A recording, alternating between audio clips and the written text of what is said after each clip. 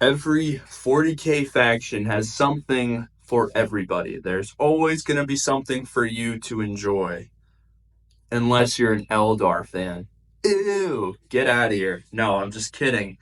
But you already know who it is. It's Angron's calmest son, and today we're talking about the Eldar, more specifically, the Dark Eldar. And you may be thinking, Connor, why are you speaking in this way? Well, since I'm back in the rat's nest, I have access to my whiteboard, and the writing's inverted, so I hope you guys can read what I wrote. It's the Dark Eldar. So now, what specifically about the Dark Eldar? We already know, Connor, we know you don't like the Eldar. Let's not get too crazy up in here.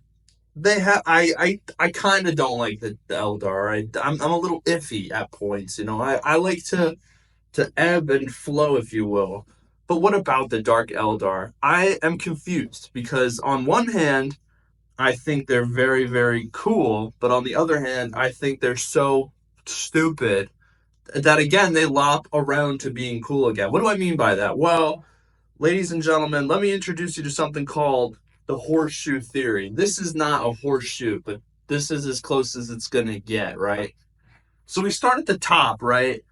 Dark Eldar are pretty lame, right? They're just edgy to be edgy, super edge lords. We have edge lord light with the night lords, and then we have super giga edge lord that would make Batman cry. Dark Eldar, oh, they'll turn you into a couch. They thrive off your torment. Get real, bro. There's at least 7 different things of Warhammer on any given story at any given faction that is equally horrific and horrifying. You guys are just wannabe losers. But hold on.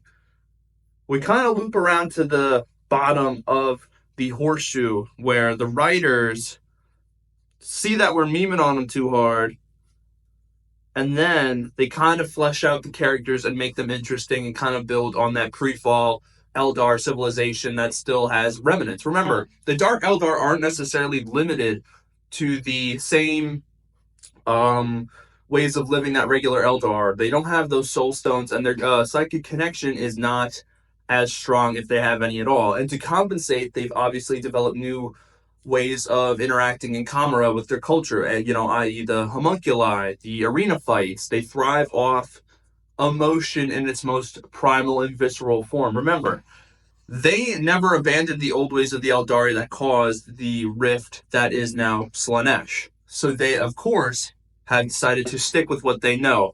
The emotional spectrum for Eldar is insanely complex. I stub my toe, I'm going to go, oh shit. An Eldar stubs their toe, they're going to feel the most intense range of emotions on Holy Terra, and we're all going to be very confused because our feeble Monkai brains can't understand this. So the writers mean too hard and have to fix them, right?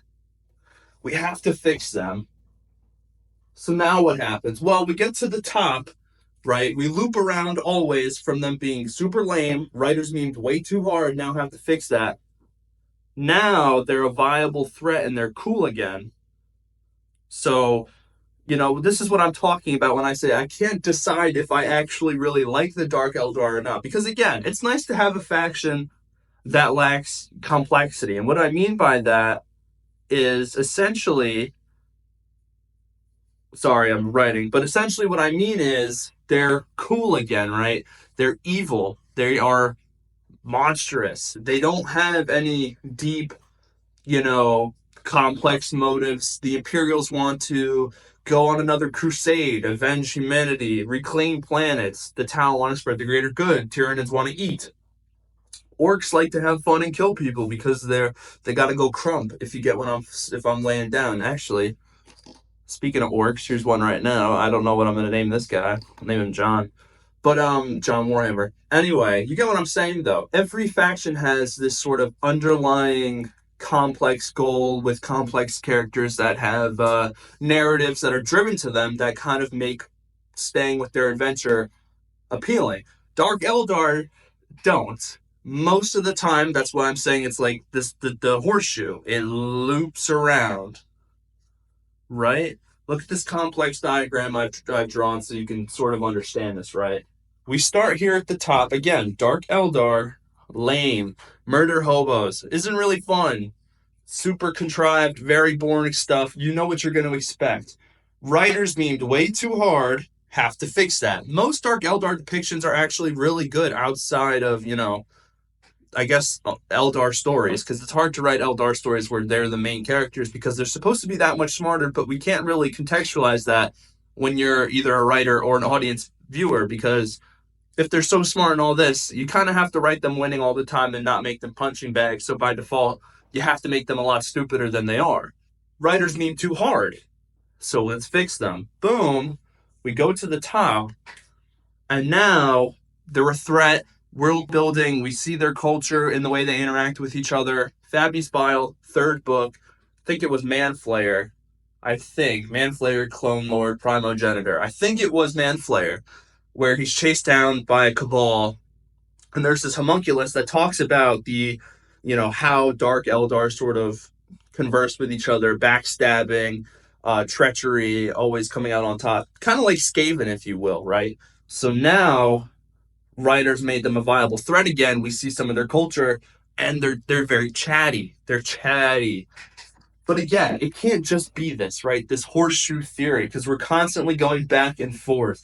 And this is really the only sort of faction I can really see this with. Loyalists are very stagnant, and then they have to be for the Emperor. And that in turn leads to everyone being like, hell yeah, brother. And it works. You have a loyal, dedicated fan base. Tyranids are very simple. If you're going to argue morality, you can't, because they're really animals, hive mind, mumbo jumbo. Who gives a shit about that? Chaos is undeniably evil, but it's a wide spectrum of evil with various warbands doing different things. The Tau, they're trying, they're doing their best. But the Dark Eldar, I'm not talking about Leagues of Votan, because if GW can't even remember they exist, why should I? But the Dark Eldar, again, they loop. You get what I'm saying? It's confusing to the average reader. When you see them in stories, they're either jobbers or they're an extremely viable threat that actually gets shit done. So not every Dark Eldar can be Vect. I think we agree on this. But they're interesting to me. Because look at this. It's always this constant loop. This is undeniable proof of fact that they're just like always 50-50. They're either chatty or giga lame. You get what I'm saying here, fellas? It's hard. I know this is very complex stuff, and you need a degree in advanced Warhammer shenanigans to understand this. But you get it?